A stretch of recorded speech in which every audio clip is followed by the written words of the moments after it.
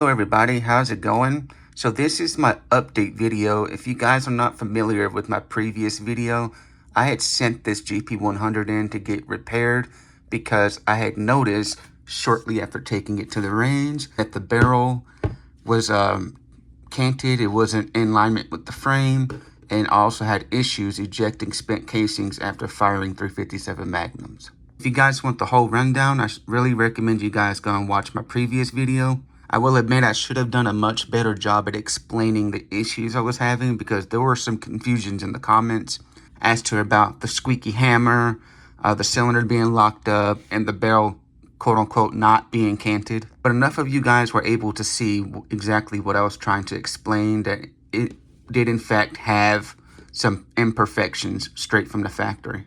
Just to give you a quick rundown, this is the receipt that I had my local FFL send the firearm back to Ruger in. And yes, it's all crumbled up, but you can see here, send to Ruger for warranty. Customer states the barrel is off and struggles to release cylinder when firing. And this here is the receipt that I received back from Ruger after getting the firearm back. And as you can tell, they did in fact repair the barrel and they realigned the crane. So after reading all of that, that goes to show you guys that the barrel was indeed off. And yes, the firearm is clear, so it is safe to show you. But you can see now the barrel is in fact in alignment with the frame.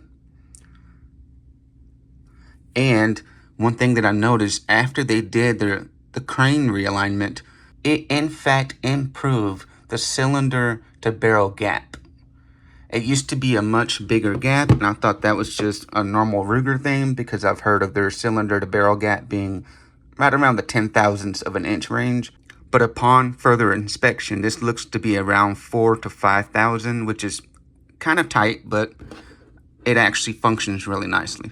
However, one of the interesting things about Rugers that I'm coming to learn is, even though they realigned the barrel and to the frame, they fixed the barrel so it shoots point of aim now. Since the frame and barrel is both cast separately, the alignment is kind of like, you can see right here, like the top flat part of the frame is not the same as the top flat part of the barrel because it's ground at a different angle.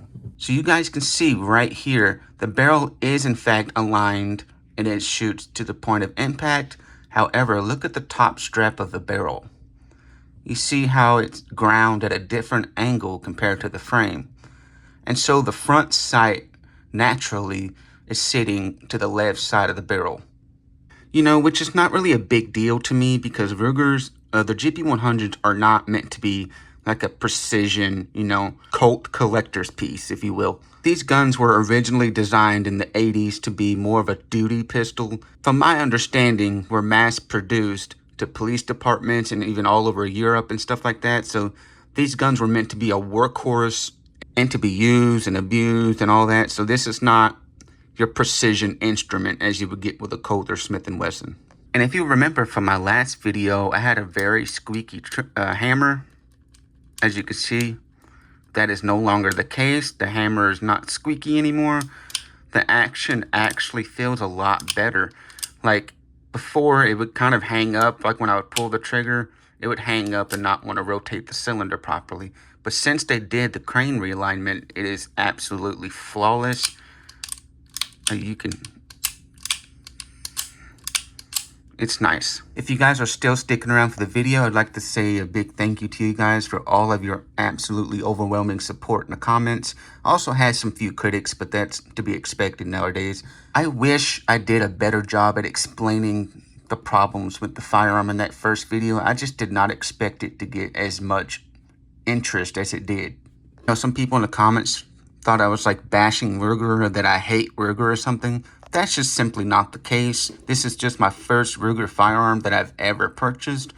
And for it to be the first one I get and have all these issues, it threw me off a little bit. Ruger absolutely fixed their mistake. They got it back to me within 2 to 3 weeks time. I'm absolutely satisfied with it. And this is going to be going in my collection to stay. I hope you guys stick around. I have some more videos coming up in the future. You guys have a good day and be safe.